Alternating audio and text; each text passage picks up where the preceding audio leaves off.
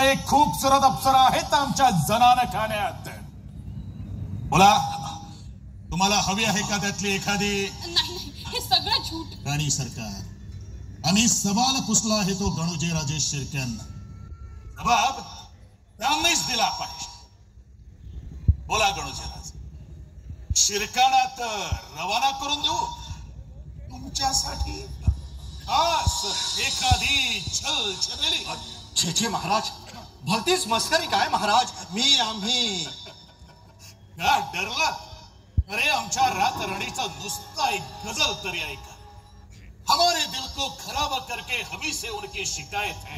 ये रस्म क्या है, ये तर्ज क्या है, ये राह क्या है, वो चाल क्या है. राणी सरकार, हा गजल ऐकता ऐकता तुमची एवढी दर्दभरी याद आली म्हणून सांगू. आपण कुठं आहोत, कोणापुढे बोलत आहोत, त्याचा काही पोच? तो पोच आम्ही कधीच सोडला नव्हता आणि नाही.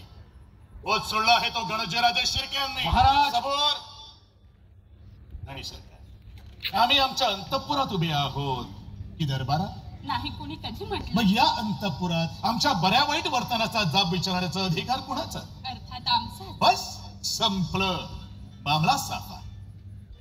गणोजी राजे, शौक करायचाच असेल तर तो उजळ माथ्यानं करावा, आणि केलेल्या शौकाबद्दल सजा भोगायची असेल तर ती अंतःपुरात आमच्या जीवाच्या कलिजाकडून.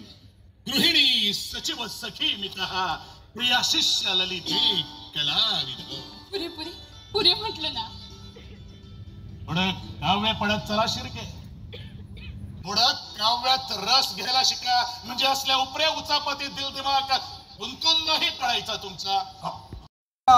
नाही, असा शब्द आबासाहेबांनी दिला होता. ऐकावं. केवळ मुत्सद्देगिरीने आता ऐका. आपापसातील झगडा टाळण्यासाठी त्यांना आशा होती की केवळ वतनासाठीच पिलाजी राजे शिर्के तडफडत असले तर कालांतराने हे त्यांचे सुपुत्र कधी काही या हिंदवी स्वराज्याचं रूप ओळखतील आणि आमच्या मसनदीत समजून उमजून खुशीनं सामील होतील. याचा अर्थ थोरल्या महाराजांनी आमच्या वडिलांना जो शब्द दिला होता तो लब्बाडीचा होता.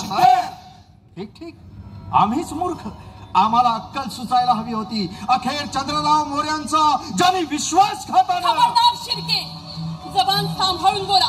तुम्ही Chhatrapati. Subscribe Prudent Social Media channel and press bell icon for latest notifications.